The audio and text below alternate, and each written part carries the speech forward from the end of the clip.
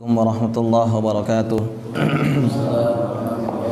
Innal hamdalillah nahmaduhu wa nasta'inuhu wa nastaghfiruh wa na'udzu billahi min shururi anfusina wa min sayyiati a'malina may yahdihillahu fala mudilla lahu wa may yudlilhu fala hadiya lahu.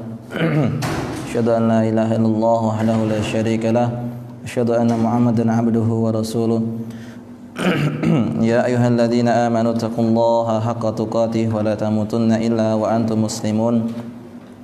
Ya ayuhan nasu taqu rabbakumul ladzi khalaqakum min nafsin wahidah wa khalaqa minha zawjaha wa basa minhuma rijalan katsiran wa nisaa'a wattaqullaha alladzi tasaaluna bihi wal arham innallaha kana 'alaikum raqiba.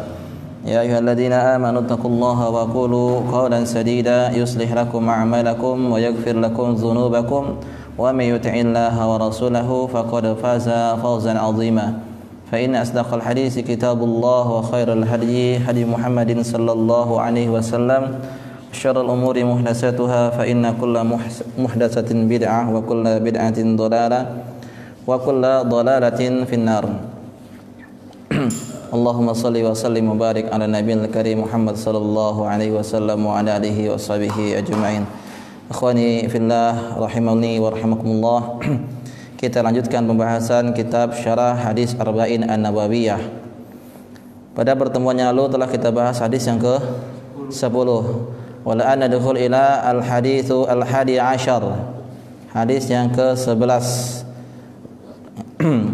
Qala al-muallif rahimallahu taala, penulis buku ini Al-Imam An-Nawawi rahimallahu taala mengatakan membawakan hadis yang ke-10 ini an Abi Muhammadin An Abi Muhammadin Al-Hasan bin Ali bin Abi Talib sibti Rasulullah sallallahu alaihi wasallam. Dari Abu Muhammad, kunyah dari Al-Hasan. Hasan adalah anak dari Ali bin Abi Talib. Ali adalah anak dari Abu Talib. Sibti Rasulullah sallallahu alaihi wasallam, cucu Rasulullah sallallahu alaihi wasallam, wa ruhanatihi, dan kesayangannya, cucu kesayangannya. Radhiyallahu anhuma, semoga Allah meridhoi keduanya, meridhoi Ali dan meridhoi Hasan. Qala, dia mengatakan, itu Hasan mengatakan, Al-Hasan mengatakan, hafidhu min Rasulillah sallallahu alaihi wasallam, aku menghafal dari Rasulullah sallallahu alaihi wasallam, yang intinya adalah perkataan Nabi, da' ma yaribuka illa ma la yaribuka, tinggalkan apa-apa yang meragukanmu kepada yang tidak meragukanmu. Ya. Hadis ini diriwayatkan oleh Imam Tirmidzi wa Nasa'i wa qala Tirmidzi, Imam Tirmidzi mengatakan hadisun hasanun sahihun. Taib. An Abi Muhammad, kunyah dari Al-Hasan bin Ali. Ya. An Abi Muhammad, kunyahnya adalah Abi Muhammad, cucu dari Rasulullah, ya. Namanya sesuai atau kunyahnya berarti Al-Hasan tersebut punya anak namanya Muhammad, dinamai dengan nama kakeknya. Ya, biasa orang Arab seperti itu. Ya, namanya dia Abdullah, punya anak nanti Ahmad, punya cucu dinamakan Abdullah lagi. Ya, dia Abdullah bin Ahmad bin Muhammad bin Abdullah. Seperti itu. Al-Hasan, Hasan adalah anak daripada Ali bin Abi Talib. Ya. Dan Ali ini termasuk daripada menantu sekaligus sepupu. Ya, menantu sekaligus sepupu. Kalau kemudian diluruskan, dicari nasabnya, Muhammad bin Abdullah bin Abdul Muttalib bin Hashim bin Abdul Manaf. Ali bin Abu Talib bin Abdul Muttalib. Ya, jadi ketemu di mana? Abdul Muttalib punya anak Abdullah, punya anak Abu Talib. Abu Talib sama Abdullah berarti kakak adik Ya, dari Abdullah keluarlah Rasulullah Muhammad. Dari Abu Thalib keluar Ali. Jadi sepupu. Ya, sepupu. Dan dinikahkan dengan anaknya Rasulullah. Ya, ini adalah kebiasaan atau memang seperti itulah Rasulullah dan para sahabatnya. Rasulullah menikahkan anaknya dengan Ali. Ya. Rasulullah Abu Bakar menikahkan anaknya dengan Rasulullah, temannya sendiri. Nah, ini termasuk sunnah juga sebenarnya, ya. Tapi kadang di antara kita, oh ini orang dekat, malu, ya, malu itulah. Padahal tidak ada, selama dia tidak ada hubungan kerabat, ya, hubungan darah, maka boleh untuk menikah. Ya, boleh untuk menikah.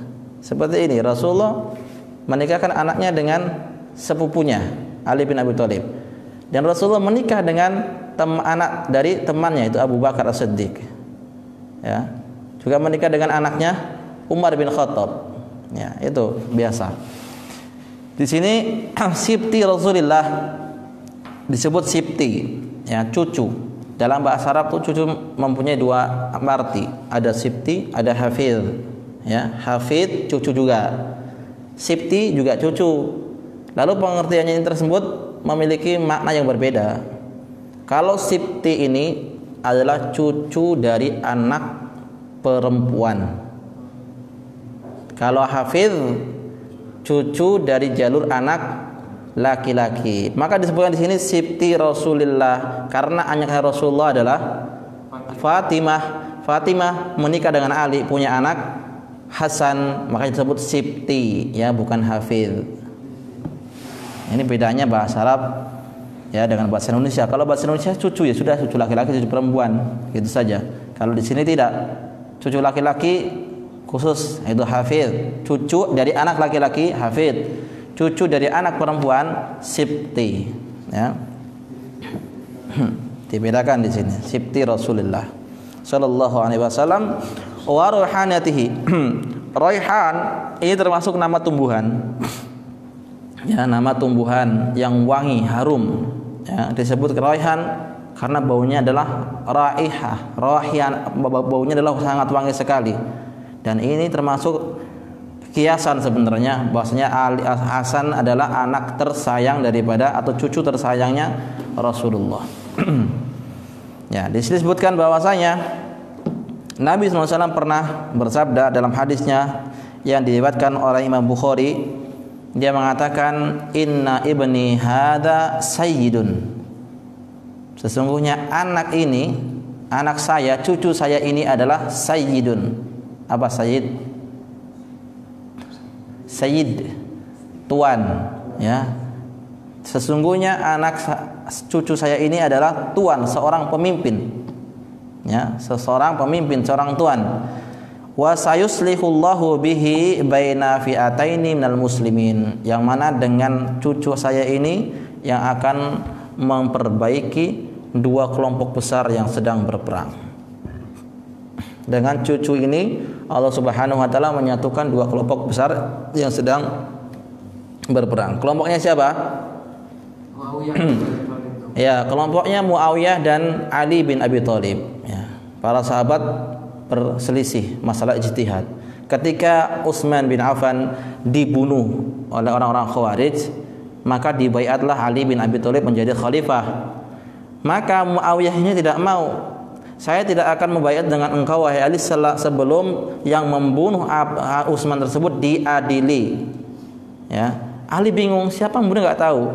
Yang membunuh kan banyak, 6.000 orang sekian-sekian. Nah, jadi enggak tahu siapa yang mau dibunuh. Nah, sementara dari pihak Muawiyah menuntut kepada Ali agar segera pelaku pembunuhan kepada Utsman itu harus diadili.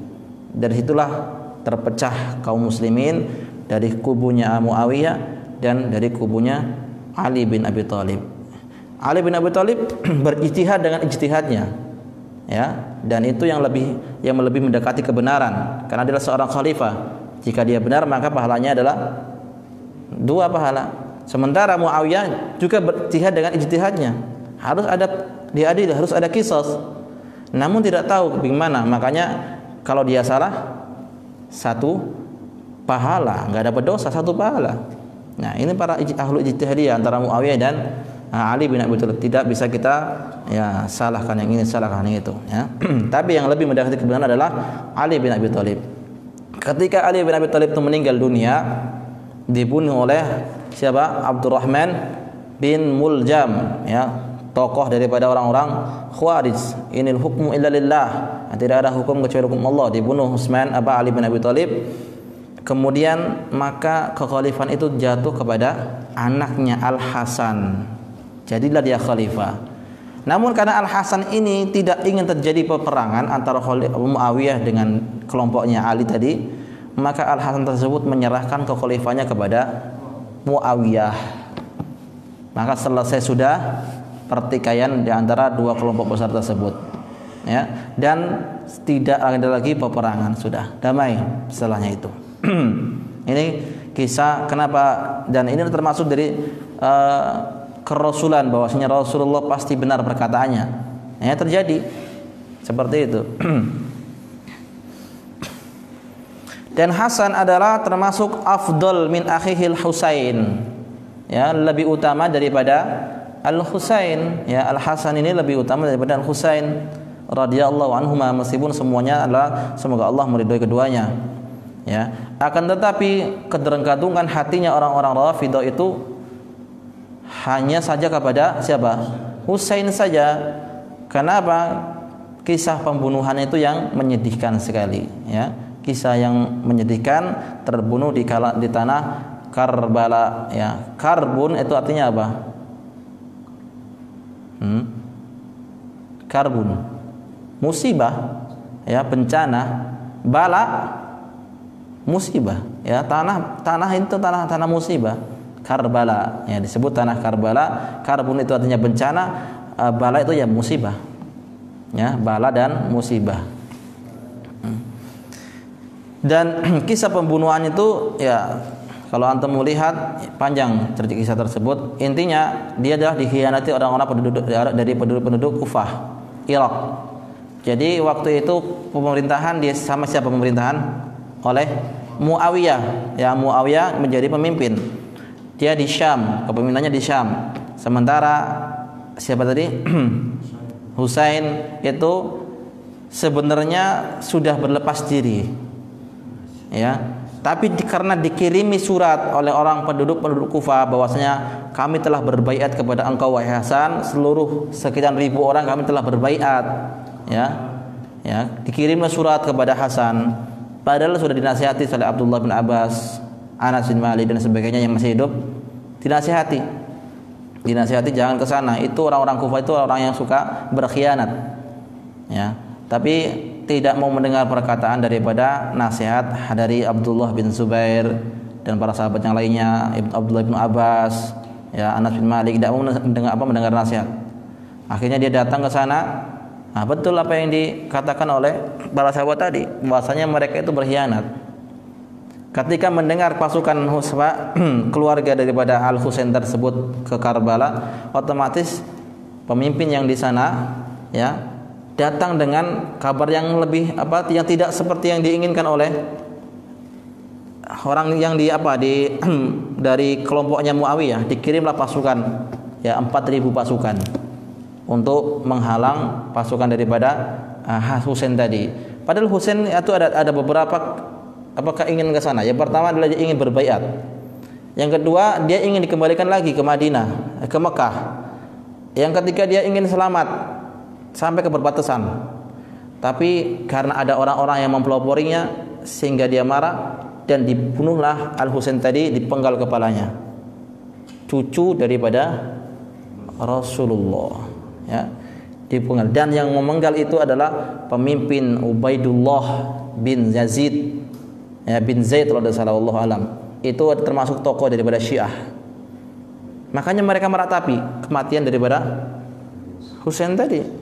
Bersedih dia, meratapi ya, atas pembunuhan daripada Husain. Sebenarnya yang lebih afdal adalah Al-Hasan, karena Nabi mengatakan inna ibni hada sayyidun, anak ini adalah tuan ya, pemimpin. Tapi orang-orang Syiah menjadikan Husain jadikan sebagai orang yang lebih mulia. Kemudian raihanatihi, ar-raihanah itu adalah az-zahrah at-tayyibah ar-raihah, bunga yang memiliki bau yang sangat harum sekali, tumbuhan ya. Ini kiasan. An-Nabi sallallahu alaihi wasallam wasafa al-Hasan wal Husain bi annahuma raihanatuhu. Ya, Nabi mensifati Hasan dan Husain tersebut adalah raihanah. Ya, seperti bunga yang harum, artinya kesayangannya Rasulullah, cucu. Ya, Rasulullah tidak punya anak laki-laki, tidak punya anak laki-laki. Semua anak laki-lakinya meninggal dunia. Abdullah, Ibrahim kayak meninggal dunia. Maka punya anak cucu laki-laki, makanya disayang sekali. Ya, sangat disayang sekali. Kemudian da' ma yaribuka ila ma la yaribuka. Da' artinya adalah tinggalkan. Tinggalkanlah yang meragukanmu kepada yang tidak meragukanmu, ya, dari yang ragu-ragu kepada yang tidak ragu-ragu, yaitu kepada keyakinan yang yakinnya. Maka ini termasuk daripada jawami'ul kalim. Apa itu? Iya, jawami'ul kalim itu kata-kata Nabi SAW singkat, padat, jelas, tapi maknanya sangat luas. Ya, karena dari sinilah muncul kaidah al-yakinu la yuzalu bisyakkin. Keyakinan tersebut, keyakinan itu tidak bisa dihilangkan dengan keraguan-raguan. Ya, karena ini bisa masuk dalam masalah ibadah, bisa masuk dalam masalah muamalah, bisa masuk dalam masalah nikah dan bab-bab ilmu yang lainnya. Ini dari hadis tersebut. Ya. Contoh di sini dalam masalah ibadah, dalam masalah wudu, ya. Seorang setelah sholat asar misalnya, dia sudah berwudu kan, kemudian selesai sholat asar dia main tak kemana pergi, batal dia. Yakin dia batal? Entah buang air besar atau dia buang air kecil ataupun dia buang angin. Kemudian dia mandi, setelah itu mandi masuk ke masjid, sholat pergi ke masjid. Setelah Allahu Akbar dia bingung. Tadi saya sudah wudu apa belum nih? Hah? Tadi saya sudah wudu apa belum? Bagaimana kalau mendapati seperti ini? Apa yang dia lakukan? Wudu. Ya. Yakinnya yang mana? Yakinnya yang belum wudu, kan telah batal tadi. Sementara ragu-ragunya adalah sudah wudu apa belum ya. Maka ini tinggalkan yang ragu-ragu tadi. Ambil yang yakin, yaitu yang yakin adalah belum wudu, maka kembalilah wudu. Nah. Contoh atau kebalikan daripada itu, datang sholat maghrib, kemudian dia dalam keadaan suci. Setelah sholat maghrib duduk dia sampai menjelang isya, atau ketika mendengar kajian sampai menjelang isya. Setelah isya dia mau sholat saya, tadi wudu saya batal apa tidak? Wudu saya batal apa tidak ini? Maka kalau seperti ini bagaimana kondisinya? Apa yang dia lakukan? Sholat aja. Ya, yakinnya apa? Wudunya masih ada, ya. Sementara batalnya itu belum yakin. Maka ambillah yang yakin, tinggalkan yang tidak yakin tadi, yang ragu-ragu tadi. Yakinnya masih berwudu, sementara yang ragu-ragunya itu belum berwudu, belum batal, ya, belum batal yang ragu-ragunya. Maka ambillah yakinnya itu kita masih dalam keadaan suci, belum batal. Ya. Atau contoh yang lain, salat misalnya. Salat duhur 4 rakaat. Pada rakaat keempat tiba-tiba timbul keraguan-raguan. Ini kita mau rakaat keberapa ini? Rakaat keempat kah atau rakaat ketiga? Nah, bagaimana kondisi orang seperti ini? Hah? Apa yang harus dia lakukan? Pertama, yakinkan dulu kita sudah sampai rakaat keberapa. Kalau sudah yakin rakaat keempat, ya sudah rakaat keempat.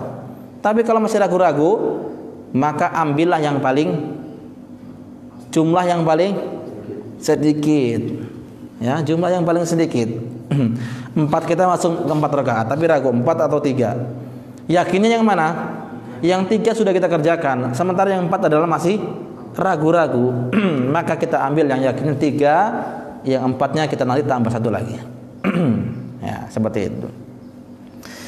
Atau dalam masalah misalnya dalam masalah muamalah menyusui misalnya. Dalam masalah menyusui, kapan seorang itu menyusui bisa menjadi seorang mahram atau anak daripada anak susuan. Ya, misalnya ada seorang perempuan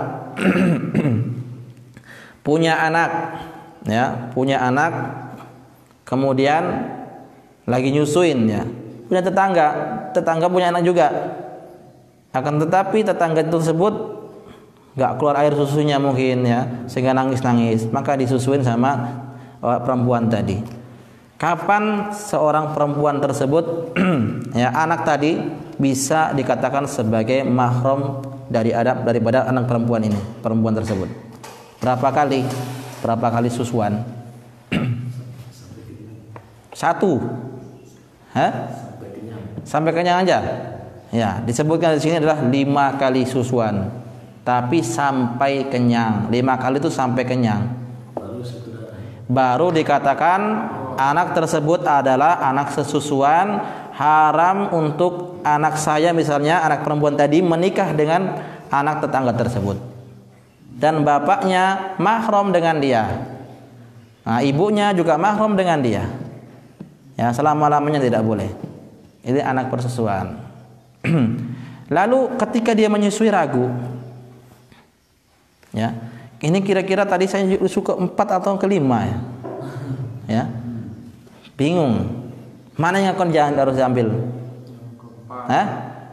Yang keempat, pastikan dulu, ya, ini keempat atau kelima. Kalau yakinnya adalah yang kelima, sudah selesai. Jadi menjadi anak susuan. Kalau yakinnya keempat atau dia ragu-ragu masih, berarti ambil yang paling sedikit. Ya, seperti sholat tadi, ya. Atau contoh puasa misalnya, contoh yang lain. Ini banyak dalam bab-bab yang lainnya. Contoh puasa. Nah, sahur dia. Sahur mati lampu seperti ini, gelap. Nggak ada jam, suara azan pun nggak terdengar, dia jauh di kampung. Ini sudah masuk azan apa belum sih? Ragu-ragu dia, mau minum, takut selesai, takut sudah masuk azan, takut sudah masuk fajar. Tapi kalau nggak minum saya belum sahur. Gimana ini kan? Maka apa yang harus dilakukan orang tersebut ketika menjadi seperti ini? Apa yang dilakukan? Sahur saja. Ya. Ketika sahur tiba-tiba sudah azan, atau tiba-tiba sana terbit matahari. Gimana itu? Sah apa tidak puasanya? Ya, tetap sah dikatakan. Kenapa? Karena keyakinannya orang tadi malam itu masih ada. Sementara subuh waktu fajar itu masih ragu-ragu, muncul apa belum. Tapi keyakinan malam masih ada. Maka keyakinan ini tidak bisa dihilangkan dengan keraguan-raguan. Ya, tetap puasanya sah.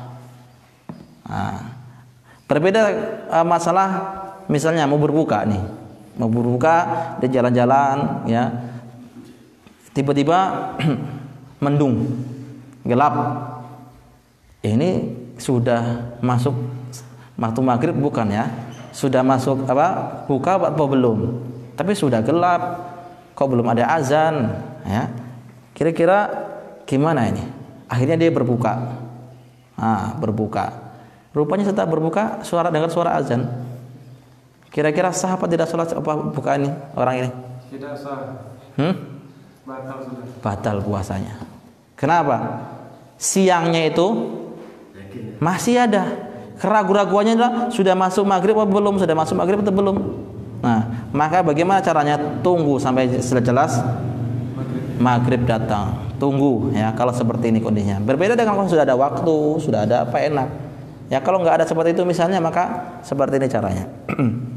Dan lain-lain sebagainya dari masalah ibadah. Ada dalam masalah jual beli tadi, ya. Jual beli. Mau beli ayam. Ini ayam ini dia mencuri atau ayam gimana ini?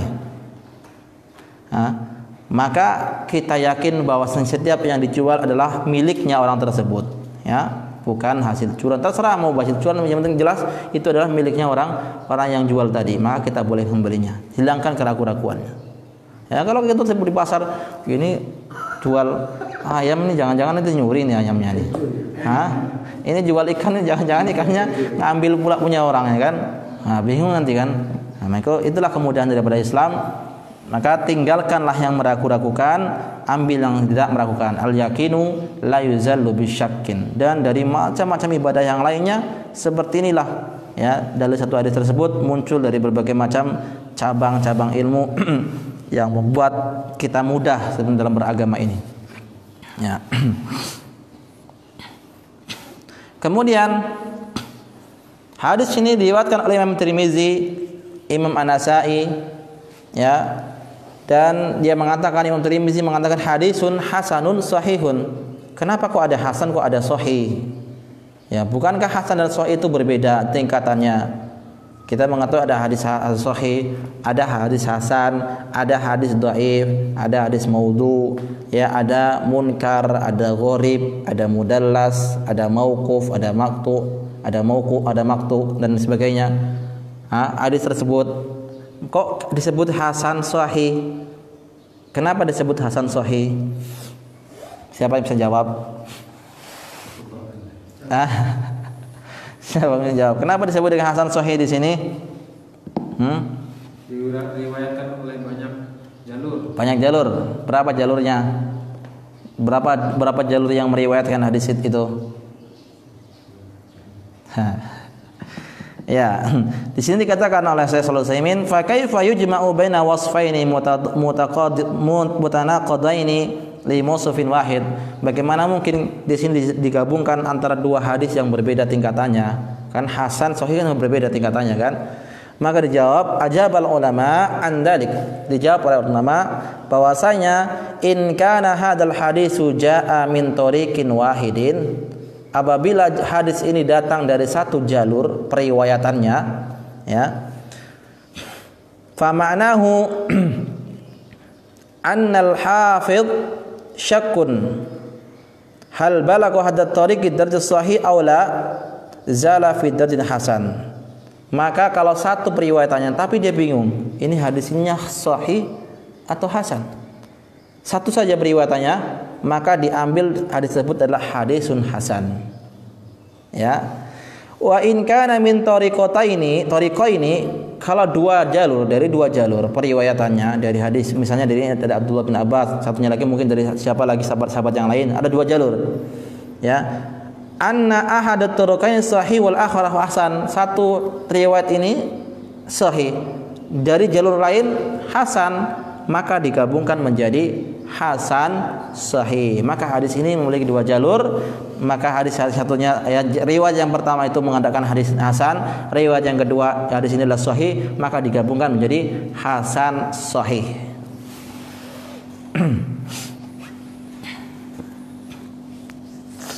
Kemudian wahuna faidatun. Ada faedah di sini. Ayyuhuma aqwa an yusaful hadisu bisihhah aw bi kauni sahihan hasanan. Mana yang lebih kuat, hadis itu disifati dengan hadis sahih atau disifati dengan hasanun sahih? Mana yang lebih kuat? Hadis sahih, hadis hasan sahih, mana yang lebih kuat? Hasan sahih. Ya, dijawab di sini ya oleh Syekh Shalih Utsaimin bahwasanya naqul, kita katakan idza kana min tariqani fa hasanun sahihun aqwa min sahih. Kalau dari dua jalur, ya, hasan yang satu hasan yang dua sahih, maka fa hasan sahih aqwa, lebih kuat daripada yang sahih. Ya, karena dua jalur. Wa in kana min tariqin wahidin fa hasan sahihun adaf min sahih. Kalau dari satu jalur, maka hasan sahih adalah lebih rendah. Artinya yang kuat adalah yang sahih. Ya, kalau dia dari satu jalur, ya. Naam. Faidah min fawaid hadzal hadis. Yang pertama, bahwasanya an-dinul islami la yuridu min abnaihi an yakunu fi syakkin wala qalaqin, ya.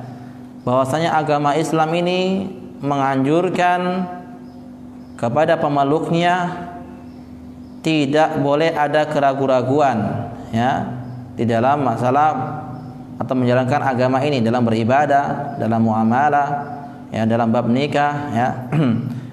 Tidak boleh ada keraguan-raguan. Diambil dari mana? Dari sabda Nabi tadi, ja' ma yaribuka ila ma la yaribuka. Tinggalkanlah yang meragukanmu kepada yang tidak meragukanmu. Nah, jadi agama Islam ini memerintahkan kepada pemeluknya agar meninggalkan keraguan-raguan. Nah, banyak keraguan-raguan, ya. Seperti tadi, ya, wudu dan sebagainya, atau pakaian kita. Kita berpakaian celana kemarin sudah dicuci, tapi ketika memakai ini kok celana kok masih gantung di sini atau berserakan di bawah. Sudah dicuci apa belum, ya? Najisnya hilang apa belum? Maka apa yang dilakukan? Pakai saja celananya, karena keyakinan kita adalah sudah dicuci. Berbeda dengan misalnya pakaian kita kemarin ini belum dicuci ini, kemudian kok rapi sekali ini masuk ke dalam lemari, ya, kira-kira najisnya udah cuci apa belum ini? Maka bagaimana kondisinya seorang seperti ini? Tidak boleh dipakai karena keyakinannya adalah masih belum dicuci, ya, ragu-ragu dia. Nah, ini pertama, bahwasanya agama Islam memerintahkan kepada kita untuk meninggalkan keraguan-raguan, ya, semuanya dalam masalah sholat, ya, dalam berwudu, ya, dalam berpakaian najis, ya, tersebut dan lain sebagainya. Maka tinggalkan keraguan-raguan. Atau was-was, ya, was-was dalam sholatnya, tinggalkan keraguan-raguan. Seperti misalnya orang yang buang angin, ya, buang angin atau dia merasakan sesuatu dalam perutnya, dia sholat tiba-tiba kok kayak keluar gitu. Apa yang dilakukan? Lanjut sholat apa tidak? Lanjut kalau tidak dengar suaranya. Maka Nabi mengatakan la yansarif hatta yasma'a sautan aw yajidu rihan. Jangan engkau palingkan sholatmu, batalkan sholatmu selama engkau tidak mendengar suara, artinya kentut atau mendapatkan bau, ya. Kalau dapat bau, ya, baru, ya, jelas-jelas ini sudah, maka batal sholatnya, ya. Ada orang yang bertanya kepada Syekh, kira-kira ini menurut mazhab siapa? Saya sholat tiba-tiba seperti keluar, kemudian saya pegang, kok ada basa-basa tersebut, ya. Ini kira-kira menurut mazhab siapa? Dikatakan ini batal apa tidak? Ya, maka saya tersebut mengatakan seluruh ulama, seluruh umat bersepakat bahwasanya Anda telah berak. Ya, Anda telah berak. Ya, cirit, ya, kamu cirit, ya. Nah, kemudian yang kedua, faedah yang kedua, bahwasanya idza aradat tuma'ninah wal istiraha fatrukul mashkuk fihi wa tarahu janiban. Kalau engkau ingin tenang dalam ibadah, ya, nyaman dalam beribadah, maka tinggalkanlah keraguan-raguan. Kalau engkau ingin tenang, ingin nyaman, tinggalkanlah keraguan-raguan. Ya.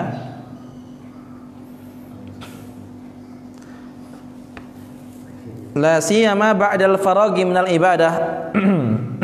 Selesai salat misalnya kan, ya, atau selesai dia tawaf. Tadi tawafnya itu sudah 7 atau 6 sih, bingung dia. Sudah, pokoknya sudah 7 sudah, yakinnya sudah 7.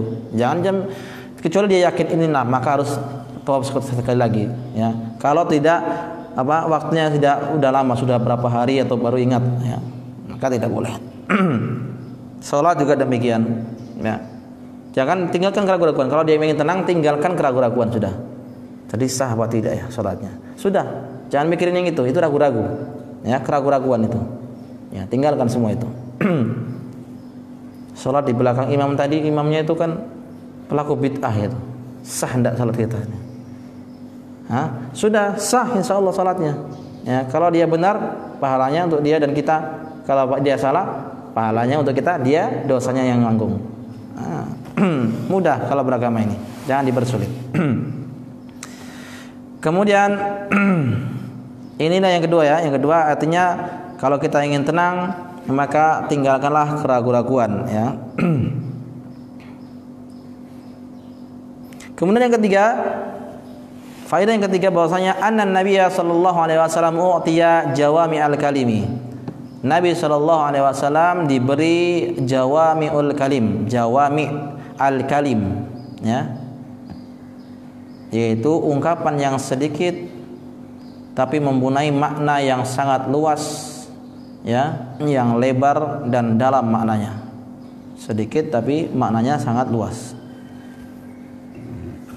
Wa ikhtasara lahul kalam ikhtisaran.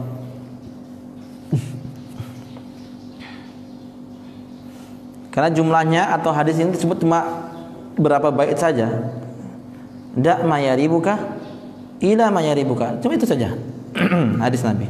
Sedikit pendek tapi memiliki makna yang sangat luas sekali. Dan banyak sekali hadis Nabi SAW, bukan hanya ini saja, banyak semuanya yang menunjukkan bahwasanya perkataan Nabi itu adalah jawami'ul kalim, sedikit tapi maknanya sangat luas ya. Berbeda dengan kita banyak berbicara tapi sedikit faidahnya.